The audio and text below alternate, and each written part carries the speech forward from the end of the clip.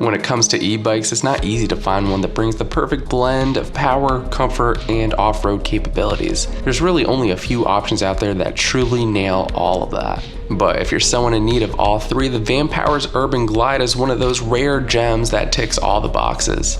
This is Paul with MakeUseOf.com, and in this one we're going over the bike's impressive power, its super comfy ride, and how it can even handle your next off-road adventure. So after being impressed by the sleek and unique design of the Vanpowers City Vanture that we recently reviewed, we were excited to try out its newest counterpart, the Urban Glide. And while the Urban Glide doesn't have the same visually striking appearance as the Vanture, for some it'll more than make up for it with a range of impressive features and a much better ride. To make this possible, it's got increased power, larger tires, front suspension, and even a rear cargo rack. Now in terms of pricing, the Urban Glide starts at $12.99 and can go up to a whopping $24.99 depending on the configuration that you buy. And so it's definitely not the most budget-friendly option, especially with the amount of really amazing e-bikes that you can buy for even less than $1,000 today. That said, this offers a really good balance between performance, features, and practicality. As we'll cover, it's got a really great design, a very powerful motor, and an extremely comfortable ride.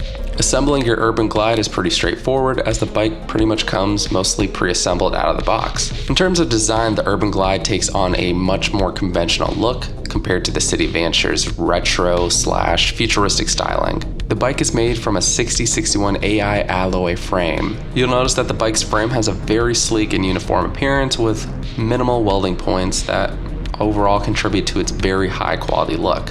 Its larger size and weight do sacrifice some portability, actually quite a bit, but the sturdier frame and enhanced components compensate for it. It comes in two different frame sizes and you have a number of cool colors to choose from. This is a low step through with a height of 380 millimeters, which makes mounting and dismounting super easy and again contributes to that very relaxed riding experience. And tied in with this, the bike also has a natural upright riding position that helps you stay comfortable during extended rides. Along the left and right side of the bike, you'll find the Vanpower name, and on the front and rear, the Vanpower logo. Compared to other e-bikes that I've recently reviewed, the Vanpowers Urban Glide is definitely on the larger side. In many ways, it looks like a skinnier, yet longer version of your typical fat tire e-bike, and weighing in at a whopping 32 grams, it's almost just as heavy.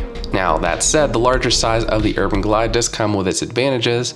It allows it to have the front suspension, the larger tires, and again, that rear cargo rack. And together this makes the Urban Glide not only comfortable on-road, but also for those occasional times you want to take it off-road too.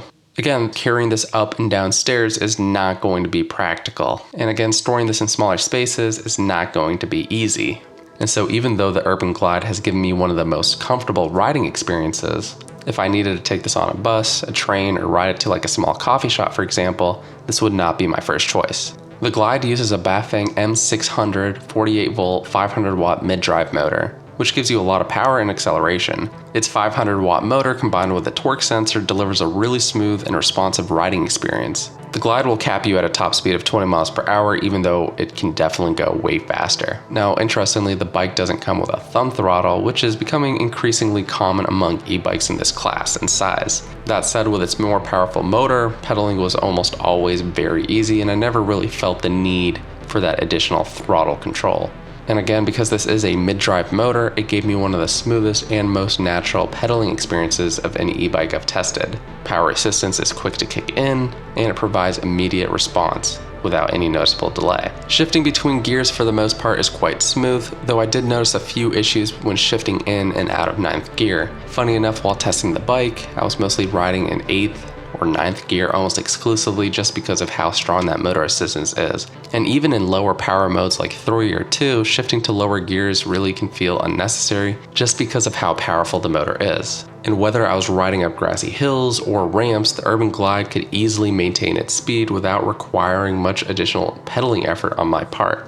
And so if you've been considering or you've only tested a 350 watt or even a 250 watt model bike before, this is one of the biggest advantages to jumping up to the more powerful 500 watt e-bike. Even though these bikes will hit the same top speed, the extra power provided by the Urban Glide's motor allows it to still feel very easy to ride even on the steeper grades.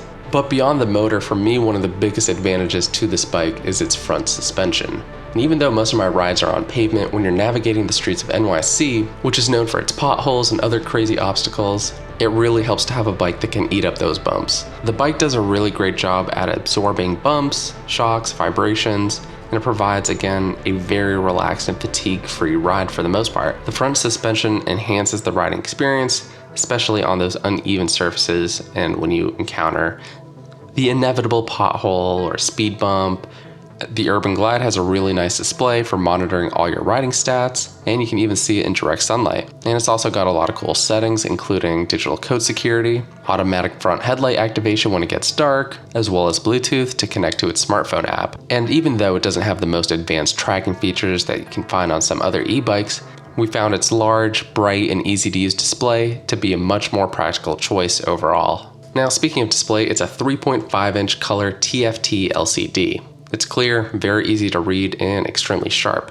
Surprisingly so for a bike. And again, even when riding in direct sunlight, the screen never looked faded or washed out. You'll see important information like your current speed, average speed, distance traveled, and more. With such a nice display though, it's a bit of a missed opportunity, as Vanpowers could have really taken advantage here and offered more integrations with their app or a connected smartphone. For example, it would have been awesome to see turn-by-turn directions or even having media playback controls. Now, as far as security goes, the Glide is a bit of a mixed bag at a bike of this price point.